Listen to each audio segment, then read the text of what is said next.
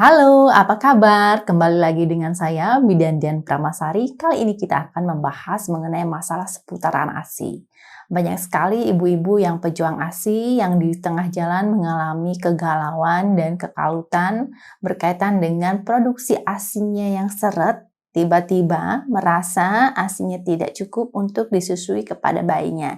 Nah, pada pertengahan perjalanan ini banyak sekali yang menjadi putus asa dan hopeless dengan keadaan ASINnya yang sedikit, ASINnya yang seret sehingga ibu berpikiran untuk menambah dengan suplemen atau asupan dari zat yang lainnya.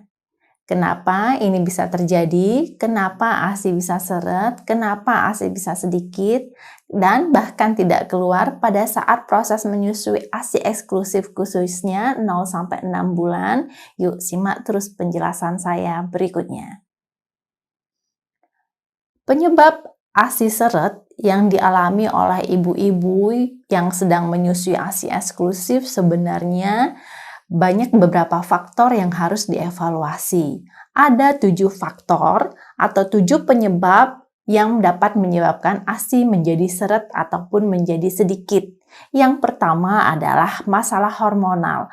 Masalah hormonal ini adalah masalah yang sangat penting sekali yang dialami oleh ibu menyusui, di mana dengan hormon-hormon ibu banyak mempengaruhi proses terjadinya pengeluaran dan pendistribusian ASI.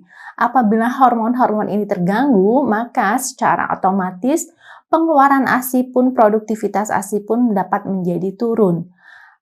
Hormon apa saja? Tentunya hormon-hormon yang mempengaruhi proses laktasi adalah hormon-hormon oksitosin, hormon prolaktin, dan hormon endorfin.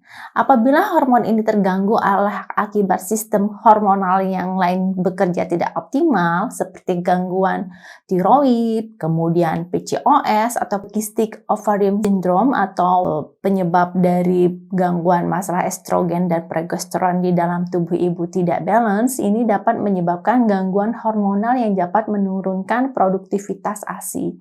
Kemudian penyakit diabetes. Diabetes juga dipengaruhi oleh hormon insulin yang tidak bekerja secara optimal untuk menghasilkan insulin di pankreas ibu, pada pankreas ibu sehingga dapat menyebabkan juga produktivitas ASI menjadi turun.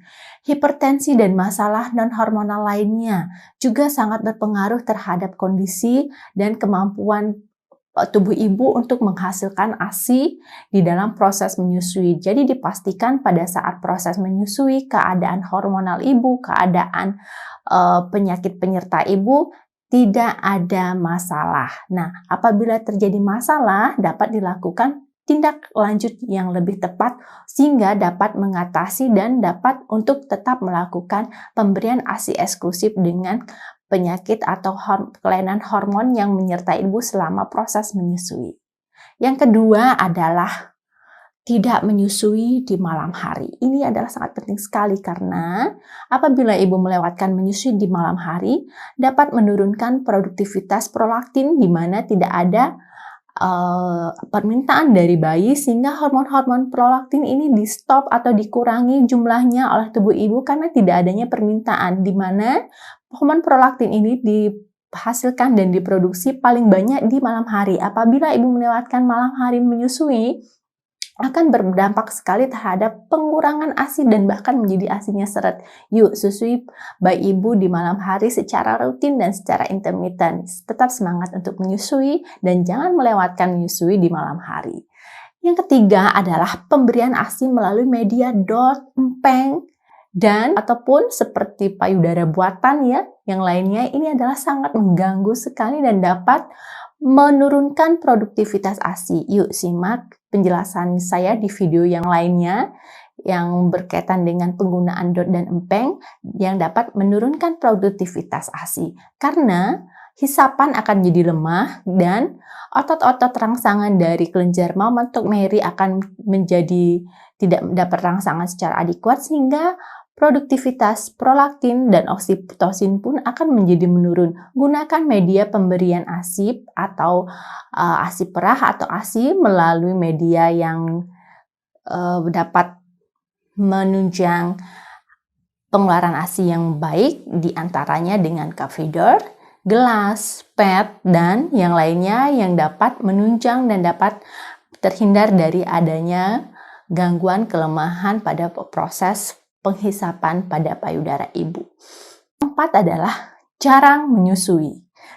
Apabila ibu mengalami frekuensi menyusui yang menurun atau ibu merasakan tidak menyusui sesering mungkin atau 2-3 jam ibu tidak memerah ASI atau 2-3 jam ibu tidak menyusui bayi secara langsung, ini secara signifikan dapat menurunkan produktivitas ASI karena apabila terjadi bendungan ASI, karena apabila tidak disusui akan dapat menyebabkan bendungan ASI dan bendungan ASI ini bila terus-menerus terjadi dapat mempengaruhi pengeluaran ASI dan dapat mempengaruhi tersumbatnya kelenjar-kelenjar ASI.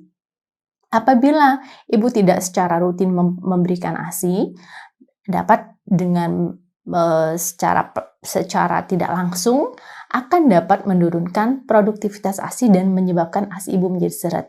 Apabila bayi tertidur terlalu lama dengan menggunakan pampers atau diapers, buka selama 2 jam atau tidak boleh lebih dari 3 jam, ibu melakukan feeding cues terhadap bayi ibu sehingga bayi ibu dapat menyusui sesering mungkin on demand. Jadi begitu bayi memerlukan ASI segera disusui dan jangan jauh-jauh dari bayi. Harapannya agar ibu dapat langsung mengidentifikasi kebutuhan bayi untuk dapat disusui. Yang kelima adalah stres dan kelelahan. Stres dan kelelahan ini sangat penting sekali untuk di-manage.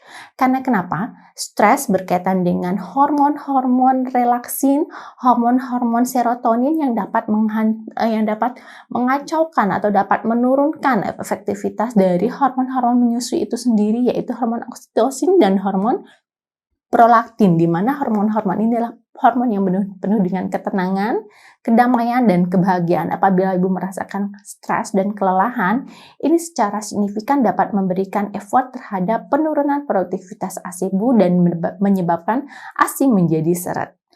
Perhatikan dan kelola stres dan hindari aktivitas yang berlebihan selama hamil. Tetap menjaga kenyamanan serta tetap menjaga kewarasan pada saat ibu menyusui dan mintalah dukungan pada suami ataupun orang terdekat pada saat menyusui.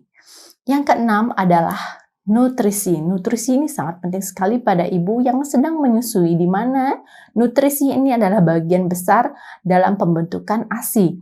Gunakan dan konsumsi menu gizi seimbang pada saat proses menyusui. Pastikan karbohidrat, protein hewani, protein nabati, kemudian vitamin dan mineral pada sayur-sayuran dan buah-buahan dapat dikonsumsi pada ibu dengan rasa nyaman dan rasa enak sesuai dengan keinginan dan kebutuhan ibu selama proses menyusui. Pastikan di dalam piring ibu bahwa ada sayuran, nasi, kemudian lauk nabati, bisa itu tahu tempe, dan 2 protein nabati secara kombinasi, boleh itu telur, boleh itu ikan, boleh itu daging. Jadi ada 3 kombinasi penting di dalam piring ibu, yaitu kombinasi protein, yaitu protein nabati, dan 2 protein hewani. Untuk memenuhi kecukupan asupan ibu selama proses menyusui untuk menghindari ASI ibu seret.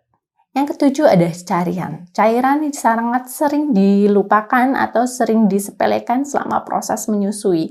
Cairan adalah hal yang penting dalam pembentukan ASI. 70% ASI terkomposisi dari cairan. Jadi apabila ibu kurang cairan secara signifikan dapat menurunkan proses produktivitas ASI.